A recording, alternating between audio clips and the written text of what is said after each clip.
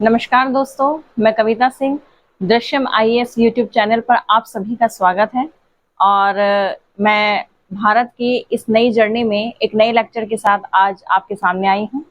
और आज का जो नया टॉपिक है, जो नया लेक्चर है, वो है भारत की भूगर्भिक संरचना, जिसे हम जियोलॉजिकल स्ट्रक्चर ऑफ इंडिया के नाम से जानते हैं। ठीक है, देखिए, आपने इस संसार में काफी सारी भूगर्भिक संरचनाएं देखी होंगी, जैसे कि पर्वत हैं, पठार हैं और काफी सारी पर्वत श्रेणियां हैं, झील हैं, नदियां हैं।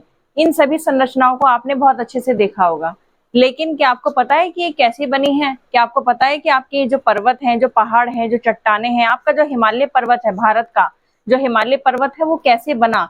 वहां पर कैसी चट्टाने पाई जाती है, या फिर उनका निर्माण किन युगों में हुआ? तो चलिए, इस लेक्चर में हम यही सब जानेंगे।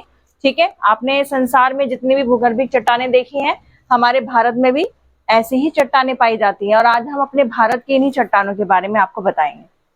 चलिए, देखिए, हमारा जो भारत की जितनी भी चट्टानें हैं हमारे यहाँ पर जो पाई जाती हैं, या फिर जितनी पर्वत श्रेणियां पाई जाती हैं, उनको 4 अवस्थाओं में डिवाइड किया गया है। यानी कि कह सकते हैं कि उनकी 4 स्टेज हैं, और उन 4 स्टेज में अलग अलग पर्वतों का निर्माण हुआ है।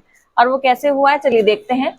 प्रथम चरण में सबसे पहले अरावली पर्वत का निर्माण हुआ था, या कह सकते हैं कि अरावली पर्वत की उत्पत्ति हुई थी। अरावली पर्वत जो आपका है दोस्तों, ये बहुत ही पुराना है। यानी कि कह सकते हैं कि जब आपकी पृथ्वी बनी थी, ये तभी बना था, या कह सकते हैं कि जब आपका भारत बना था, ये तभी बना था अरावली पर्वत, और इसीलिए ये सर्वाधिक पुराना है। और अब हम देखेंगे कि किस युग में इसका निर्माण किया गया था। इसका निर्माण हुआ था पूर्व कैम्ब्रियन युग में। यानी कि कह सकते हैं कैम्ब्रियन युग आने वाला था, उससे जस्ट पहले के काल को हम पूर्व कैम्ब्रियन युग कहते हैं।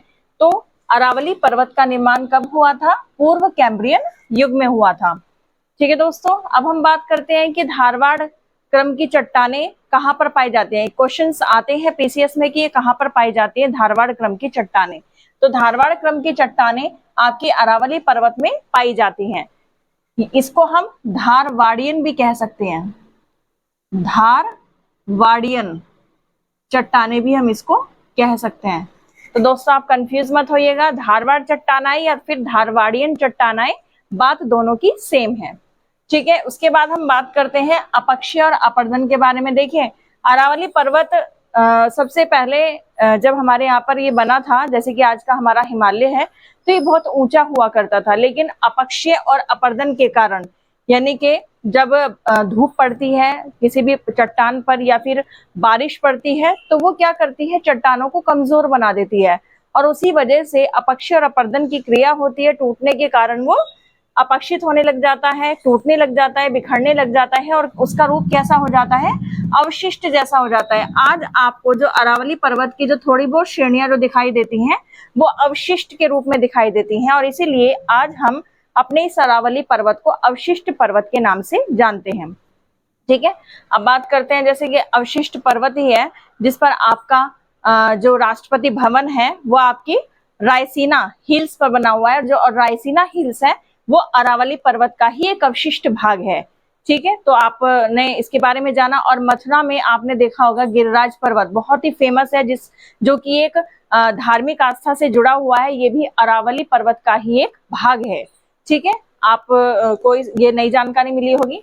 साथ ही साथ अब बात करते हैं हम दूसरे चरण के बारे में। यानी कि पहले चरण में सबसे पहले हमारे भारत में अरावली पर्वत बना, जो कि सबसे ज्यादा पुराना है। उसके बाद में बना पूर्वी घाट। दूसरे चरण में हमारे भारत में पूर्वी घाट की उत्पत्ति हुई, यानी कि पूर्वी घाट का निर्माण हुआ। और ये कौन से युग में हुआ? ये हुआ दोस्तों कैलिडोनियन युग में। जैसे आपका अरावली पर्वत पूर्व कैम्ब्रियन युग में हुआ था निर्माण, ऐसे ही आपके पूर्वी घाट का कैलिडोनियन युग में निर्माण हुआ था। अब बात करते हैं यहाँ पर कौन सी चट्टानें पाई जाती है। पूर्वी घाट में दोस्तों चट्टानें पाई जाती है कुडप्पा क्रम की चट्टानें। ठीक है, कुडप्पा क्रम की चट्टानें पाई जाती है, यानी कि कह सकते हैं ये कुडप्पा भूसन्नति से इस पूर्वी घाट का निर्माण हुआ है। किससे निर्माण हुआ है? कुडप्पा भूसन्नति से। भूसन्नति, जिसे हम जियो सिंक लाइन के नाम से भी जानते हैं। जियो सिंक लाइन। ठीक है, भूसन्नति यानी कि जियो सिंक लाइन एक ऐसा क्षेत्र होता है, कह सकते हैं कि समुद्र के किनारे से लगा हुआ एक ऐसा क्षेत्र कह सकते हैं, जहां पर अवसाद जमा होते रहते हैं, और या कह सकते हैं कि जो उसका जो तल है, उसका जो लेवल है, वो दिन पर दिन धंसता रहता है, किसी दबाव के वजह से या फिर किसी प्रेशर की वजह से वहां पर धंसता रहता है नीचे का तल। तो यानी कि कह सकते हैं कि ऊपर से क्या हो रहा है, उसके ऊपर अवसाद जमा हो रहे हैं, निक्षेप जमा हो रहे हैं, और साथ ही साथ नीचे का तल धंसता चला जा रहा है, तो उसे क्या कहते हैं, भूसन्नति या जियोसिंक्लाइन कहते हैं। ठीक है, तो कुड़प्पा क्रम की चट्टानें हमारी इसी भूसन्नति की क्रिया से बनी है। उसके बाद हम बात करते हैं कि पूर्वी घाट पर कौन कौन सी नदियां इसका रास्ता काटती हैं। यानी कि जो पूर्वी घाट है हमारा दोस्तों, वो उबड़ खाबड़ है, यानी कि एक जैसा नहीं है, इस तरह की इसकी ऐसे इस तरह से बिल्कुल स्ट्रेट कोई भी पर्वत श्रेणी नहीं है, ये बीच से कटा हुआ है। क्यों कटा हुआ है? क्योंकि ये जो नदियां आपको दिखाई दे रही हैं दोस्तों यहाँ पर, जैसे कि महानदी है, गोदावरी है, कृष्णा है, कावेरी है, ये नदियां क्या कर रही है, इस पूर्वी घाट को काट रही हैं, ऐसे इस तरह से काट करके आपके बंगाल की खाड़ी में जाकर के गिर जाती हैं, या कह सकते हैं कि बंगाल के खाड़ी में जाकर के मिल जाती हैं। और यही कारण है कि पूर्वी घाट को काटने की वजह से ये हमारा पूर्वी घाट एक जैसा नहीं है, उबड़ खाबड़ है। क्लियर दोस्तों? चलिए अब तीसरा चरण हम पढ़ते हैं। चलिए आइए तीसरा चरण देखते हैं हम। तीसरे चरण में हमारा विंध्याचल पर्वत बना था और सतपुड़ा पर्वत बना था। तो सतपुड़ा पर्वत और विंध्याचल पर्वत का निर्माण तीसरी चरण में हुआ था। और किस युग में हुआ था ये दोस्तों? ये हुआ था हर्षिनियन युग में। क्लियर है दोस्तों? हर्षिनियन युग में विंध्याचल पर्वत और सतपुड़ा पर्वत की उत्पत्ति हुई थी। यहाँ पर कौन सी चट्टानें पाई जाती हैं? यहाँ पर पाई जाती है विंध्यन क्रम की चट्टानें। ओके, विंध्यन क्रम की चट्टानें यहाँ पर पाई जाती हैं। साथ ही साथ एक आपको बताती हूं मैं नई चीज कि इसको एक भ्रंशित पर्वत के नाम से भी जाना जाता है। भ्रंशित पर्वत क्यों कहा जाता है इसको? अब इसका कारण जान लेते हैं। भ्रंशित पर्वत इसलिए कहते हैं क्योंकि विंध्याचल पर्वत, ये आपका विंध्याचल पर्वत है और ये आपका सतपुड़ा पर्वत है। इसके नीचे यहाँ पर, इसके इन दोनों के बीच में यहाँ पर एक भ्रंश घाटी स्थित है, भ्रंश घाटी। और इसी भ्रंश घाटी से होते हुए आपकी नर्मदा नदी, जो कि अमरकंटक के पठार से निकलती है और निकल करके आपके अरब सागर में जाकर के मिल जाती है। यह नर्मदा नदी पूरब से लेकर के पश्चिमी दिशा की ओर प्रवाहित होती है। तो इस तरीके से हमारे विंध्याचल पर्वत और आपके सतपुड़ा पर्वत के बीच में एक भ्रंश घाटी स्थित होने के कारण ही इसको भ्रंशित पर्वत के नाम से जाना जाता है। क्लियर दोस्तों? चलिए अब आगे पढ़ते हैं। हम अब देखते हैं चौथे चरण के बारे में। चौथे चरण में आपका दोस्तों हिमालय पर्वत बना था, जिसमें हिमालय की 3 श्रेणियां, बहुत ही फेमस श्रेणियां हैं। वृहद हिमालय, जिसको महान हिमालय, ग्रेट हिमालय के नाम से भी जाना जाता है। उसके बाद आता है मध्य हिमालय, मिडिल हिमालय, हिमाचल हिमालय जिसको कहते हैं हम लोग, और तीसरे नंबर पर आता है आपका शिवालिक हिमालय। ये हिमालय पर्वत की ही तीनों श्रेणियां हैं। तो ये कब बनी थी? चौथे चरण में बनी थी दोस्तों। ठीक है, कौन से युग में बनी थी? ये तृतीयक युग में बनी थी, जिसको हम टर्शियरी के नाम से भी जानते हैं, टर्शियरी काल के नाम से भी, टर्शियरी ईरा के नाम से भी हम लोग जानते हैं। इसके अलावा यहाँ पर कौन सी चट्टानें पाई जाती हैं? यहाँ पर अल्पाइन क्रम की चट्टानें पाई जाती हैं। आप देखिए अल्पाइन क्रम की चट्टानें क्यों पाई जाती हैं दोस्तों? अल्पाइन क्रम की चट्टानें इसलिए पाई जाती हैं क्योंकि यहाँ पर इस हिमालय श्रेणी में अल्पाइन नाम के पेड़ सबसे ज्यादा पाए जाते हैं, और इसीलिए यहाँ की जो चट्टानें हैं वो अल्पाइन क्रम की चट्टानों से के नाम से विख्यात हैं। क्लियर दोस्तों? अब देखिए इसको नवीन मोड़दार पर्वत भी कहते हैं। नवीन मोड़दार पर्वत क्यों कहते हैं? क्योंकि ये भी नया नया बना है। अरावली पर्वत भी मोड़दार पर्वत है, लेकिन वो सर्वाधिक पुराना है। सबसे पहले जब हमारा भारत बन रहा था तभी वो हमारा वो सबसे पुराना पर्वत बना था, जिसको वो भी मोड़दार पर्वत है, लेकिन वो अब सिर्फ अवशिष्ट पर्वत के रूप में ही रह गया है। अब ये नया पर्वत है आपका, जो अभी भी बन रहा है। हर साल कम से कम हर साल इसमें 1 से 2 इंच की बढ़ोतरी होती है, और ये धीरे धीरे आज भी जो तैथिस सागर में जब अवसाद थे तो वो जैसे बढ़ रहे थे ऊपर, ये अभी भी बना है। नया पर्वत है ये आपका मोड़दार पर्वत, यानी कि फोल्डेड माउंटेन। अब क्वेश्चन ये बनता है कि नवीन मोड़दार पर्वत तो है, लेकिन ये बना कैसे है? यानी कि आपका जो हिमालय है वो कैसे बना है? तो इसके पीछे एक भूआकृतिक कह सकते हैं, प्रकृति की एक लीला कह सकते हैं। देखिए दोस्तों, नवीन मोड़दार पर्वत यानी कि आपका हिमालय जो पर्वत जो है वो कब बना और कैसे बना, इसके बारे में हम जानेंगे। देखिए ये आपकी यूरेशियन प्लेट है और ये आपकी इंडियन प्लेट है। वैज्ञानिकों के अनुसार यानी कि खगोल शास्त्रियों के अनुसार यूरेशियन प्लेट और इंडियन प्लेट के बीच में एक टैथिस सागर हुआ करता था दोस्तों, टैथिस सागर। और इस टैथिस सागर में कुछ अवसाद जमा हो रहे थे, कह सकते हैं कि कुछ निक्षेपण हो रहा था। और वो कैसे हो रहा था, देखिए दोस्तों, यहाँ पर हिंदुकुश, आपने नाम सुना होगा। हिंदुकुश एक पर्वत है जहां से जहां की दो कह सकते हैं पर्वत श्रेणियां, एक तो चाइना की तरफ चली जाती है और एक कजाकिस्तान, ताजिकिस्तान, अफगानिस्तान को होती हुई आगे निकल जाती है ईरान तक। ठीक है, तो हिंदुकुश पर्वत श्रेणी से लगती हुई हमारे यहाँ पर ट्रांस हिमालय का जो आप पढ़ेंगे, मैं आपको आगे भी बताऊंगी, ट्रांस हिमालय यानी कि जिसे हम पार हिमालय के नाम से भी जानते हैं, ये एक श्रेणी यहाँ से गुजरती है। ठीक है, जो हमारे मिलती है, तिब्बत में मिलती है, हमारे चाइना में मिलती है, ट्रांस हिमालय की कुछ श्रेणियां।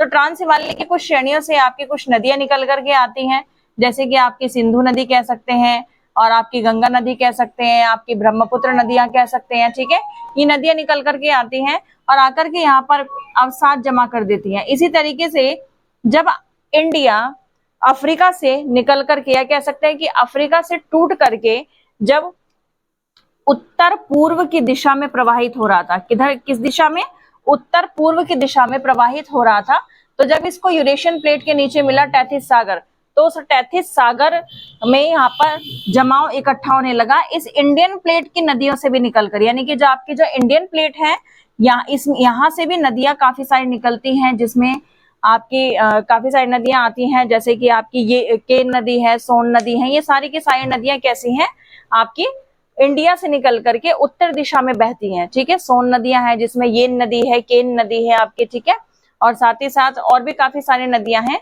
जो कि यमुना की सहायक नदियां भी हैं और गंगा की सहायक नदियां भी है। तो ये सारी की सारी कहां पर मिल रही थी, टैथिस सागर में मिल रही थी। ऐसे ही यूरेशियन प्लेट से भी नदियां आकर के टैथिस सागर में मिल रही हैं। अब ये नदियां क्या कर रही हैं, जमाव यानी कि अवसाद इकट्ठा कर रही हैं।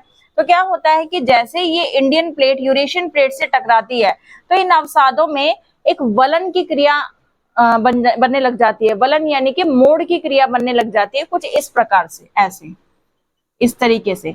तो जब ये मोड़ ज्यादा, इन पर प्रेशर पड़ता है, दोनों प्लेटों का जब ज्यादा प्रेशर पड़ता है इन इस पर, यानी कि कह सकते हैं कि जो ये अवसाद है, इस पर दोनों प्लेटों का ज्यादा ही प्रेशर पड़ने की वजह से ये मोड़दार बनने लगता है, और मोड़दार बनने के साथ साथ ये ऊपर उठने लगता है। और जब ये ऊपर उठने लगता है तो ये कैसा रूप धारण कर लेता है, ये रूप धारण कर लेता है पर्वत का, यानी कि बहुत ऊंचे ऊंचे बड़े बड़े पर्वत, जिससे आज हम हिमालय पर्वत के नाम से जानते हैं। जो आज हम हिमालय, इतना बड़ा पर्वत और इतना खूबसूरत पर्वत जो देखते हैं, वो इसी टैथिस सागर में जमा हुए अवसादों की ही देन है। ठीक है, तो ये आपने समझ लिया दोस्तों कि हमारा जो हिमालय पर्वत है उसका निर्माण कैसे हुआ, किस तरीके से, किस प्रक्रिया से उसका निर्माण हुआ। ठीक है दोस्तों, हमने मोड़दार पर्वतों की 4 अवस्थाओं के बारे में पढ़ लिया। ठीक है दोस्तों, जिसमें हमने अरावली पर्वत को जाना, पूर्वी घाट को पढ़ा, उसके बाद हमने विंध्याचल और सतपुड़ा पर्वत के बारे में पढ़ा, और फिर उसके बाद में हमने हिमालय पर्वत की श्रेणियों को देखा। ठीक है, चलिए अब थोड़ा सा हम पश्चिमी घाट के बारे में जान लेते हैं कि पश्चिमी घाट का निर्माण कब हुआ। देखिए, जब आपका हिमालय बन रहा था तभी आपके पश्चिमी घाट का निर्माण हुआ था। ठीक है, पश्चिमी घाट को भ्रंशित पर्वत कहते हैं दोस्तों।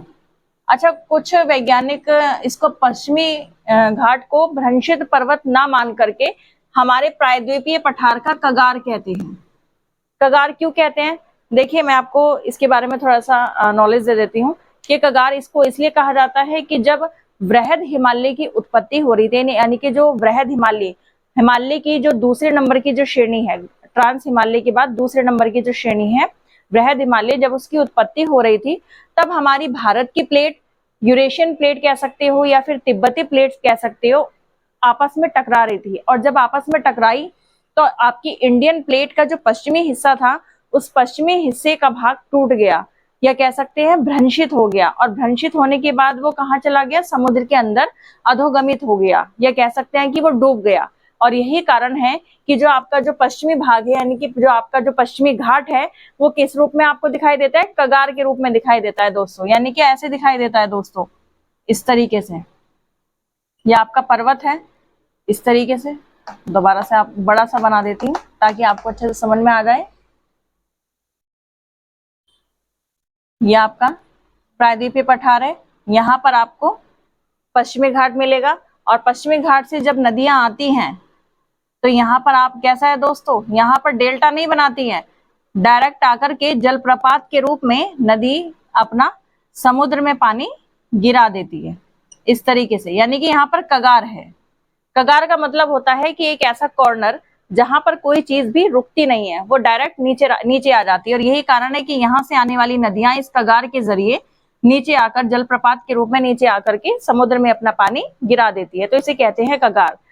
तो यही कारण है कि कुछ वैज्ञानिक इसको भ्रंशित पर्वत ना कह करके कगार के रूप में इसकी संज्ञा देते हैं, कह सकते हैं इसकी व्याख्या करते हैं कगार के रूप में। क्लियर है दोस्तों? चलिए, ये तो हमने पश्चिमी घाट के बारे में थोड़ा सा जान लिया, साथ ही साथ हम अब इनकी कुछ विशेषताओं के बारे में जानेंगे। यानी कि जो आपके जो मोरदार पर्वत है, जितने मैंने आपको बताए, इनकी कुछ विशेषताएं भी हैं। अब विशेषताएं क्या हैं? देखिए, इनमें कुछ अवसादी चट्टानें पाई जाती हैं और कुछ कायांतरित चट्टानें पाई जाती हैं। अवसादी चट्टानें जैसे कि बलुआ पत्थर पाया जाता है, आपका चूना पत्थर पाया जाता है। बलुआ पत्थर दोस्तों लाल पत्थर को ही कहते हैं। आपने देखा होगा कि कुछ गाँव में या कुछ क्षेत्रों में घर की छतों पर लिंटर न डलवा करके लाल पत्थरों यानी कि गाटर डाल करके लाल पत्थरों का यूज किया जाता है, वही बलुआ पत्थर कहलाते हैं। ठीक है दोस्तों, अब हम बात करते हैं कायांतरित चट्टान, यानी कि अवसादी चट्टानों का जो कह सकते हैं रूपांतरित रूप जो होता है वो कायांतरित चट्टानों के नाम से जाना जाता है। जैसे बलुआ पत्थर है, आगे जाकर के अपक्षय और अपरदन की प्रक्रिया के द्वारा किसमें तब्दील हो जाता है? स्लेट में। और चूना पत्थर किसमें बदल जाता है? संगमरमर में बदल जाता है। ठीक है दोस्तों, अब संगमरमर के बारे में थोड़ा सा जान लेते हैं। देखिए दोस्तों, आपका जो संगमरमर है राजस्थान का एक जिला है जिसका नाम है नागौर जिला, काफी फेमस जिला है। वहां पर भी एक क्षेत्र है मकराना नाम का एक क्षेत्र, और आप भी जानते होंगे इसके बारे में। कुछ लोग कहते हैं कि आपने अपने घर में मकराना लगवाया है, मकराना लगवाया, तो उसका मतलब यही होता है कि मकराना में संगमरमर पाया जाता है। और ये जो मकराना जो संगमरमर पाया जाता है ये काफी पुराना है, और काफी पुराना होने के साथ साथ उत्तम कोटि का भी है। और यही कारण है कि आजकल या कह सकते हैं कि पुराने जमाने से ही सभी लोग मकराना क्षेत्र के संगमरमर को ही लगवाना अपने घर में पसंद करते हैं। ठीक है, तो आपको मैं थोड़ा सा बता देती हूँ इसके बारे में। जो आपका जो अरावली पर्वत है दोस्तों, अरावली पर्वत से ही आपको मकराना क्षेत्र से मिलता है क्या? संगमरमर। अरावली पर्वत श्रेणी से ही मकराना पड़ता है आपका राजस्थान के नागौर जिले में। ठीक है, उसके बाद में बात करते हैं विंध्याचल पर्वत। विंध्याचल पर्वत में भी संगमरमर की चट्टानें पाई जाती हैं, चूना पत्थर की चट्टानें पाई जाती हैं। तो आपका जो विंध्याचल पर्वत है वहां से भी मिलता है। वहां पर एक बहुत ही फेमस एक जगह है जिसका नाम है भेड़ा घाट। दोस्तों, भेड़ा घाट से भी संगमरमर पाया जाता है, जो पूरी दुनिया में फेमस है। कहते इटली का संगमरमर फेमस है, वो पूरी दुनिया में फेमस है। इसी तरह हमारे भारत के भी कुछ ऐसे संगमरमर वाले क्षेत्र हैं जो पूरी दुनिया में विख्यात हैं और पूरे भारत में विख्यात है। ठीक है, तो भेड़ा घाट जो है वो कहाँ पर पड़ता है? एमपी में पड़ता है, मध्य प्रदेश में। और एमपी के किस जिले में पड़ता है? जिला जबलपुर में पड़ता है ये भेड़ा घाट।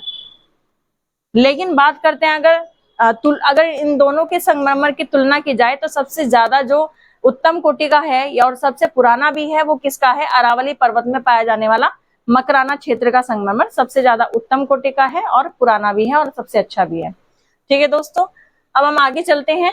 यहाँ पर अगली विशेषता क्या है? अगली विशेषता है कि आर्कियन और प्री कैम्ब्रियन युग की चट्टानें हमारे यहाँ पर पाई जाती है। तो किस क्रम की चट्टानें हमारे यहाँ पर पाई जाती है?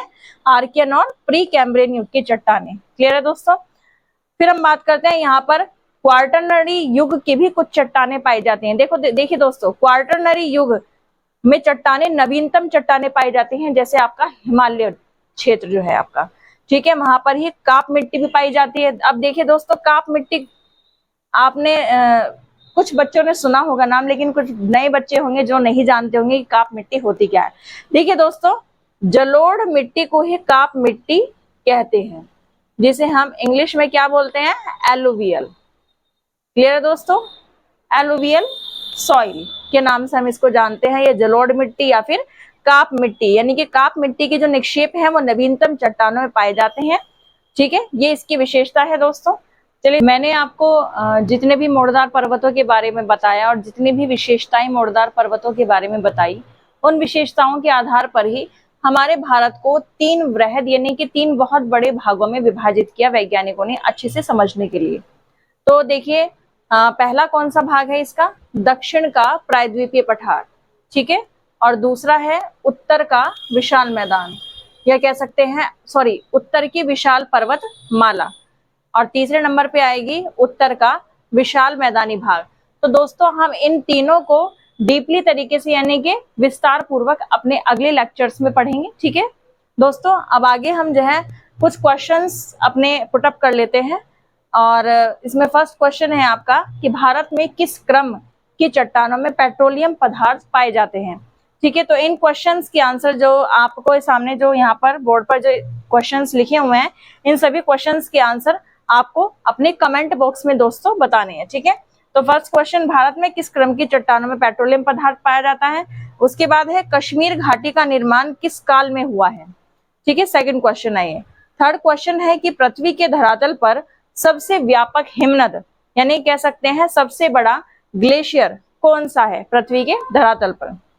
उसके बाद बात करते हैं कायांतरित चट्टानों का क्रम किसे कहा जाता है। तो इन चारों क्वेश्चनों के आंसर आप मुझे कमेंट बॉक्स में जरूर बताइएगा, ठीक है। पिछले लेक्चर में आपको मैंने कुछ 2 क्वेश्चंस दिए थे और उन 2 क्वेश्चंस के आंसर्स मैं आपको बता दूं। कुछ बच्चों के आंसर्स मेरे पास आए थे पर वो गलत थे, पर कोई बात नहीं, मैं आपका करेक्शन कर देती हूँ। फर्स्ट क्वेश्चन था आपका दोस्तों कि काराकोरम राजमार्ग पीओके को चीन के किस प्रांत से जोड़ता है। तो आंसर है उसका सिंकियांग, ठीक है दोस्तों। और सेकंड क्वेश्चन था आपका कि हमारे भारत में वो कौन सा स्थान है जिस स्थान पर 3 समुद्रों या 3 सागरों का संगम स्थल है, यानी कि उनका मिलन होता है 3 सागरों का। तो कौन सा स्थान है दोस्तों? कन्याकुमारी। चलिए ठीक है, आज के इस लेक्चर में इतना ही। बाकी को हम डीपली तरीके से विस्तार तरीके से अपने अगले लेक्चर में समझेंगे दोस्तों, ठीक है। मेरे इस लेक्चर को आप लाइक कीजिए, शेयर कीजिए और कमेंट बॉक्स में मुझे जरूर बताइएगा कि आपको क्या क्या चीजें इसमें समझ में आई और क्या क्या चीजें नहीं समझ में आई, ठीक है दोस्तों। लाइक कीजिए, सब्सक्राइब कीजिए एंड शेयर कीजिए। Thank you so much.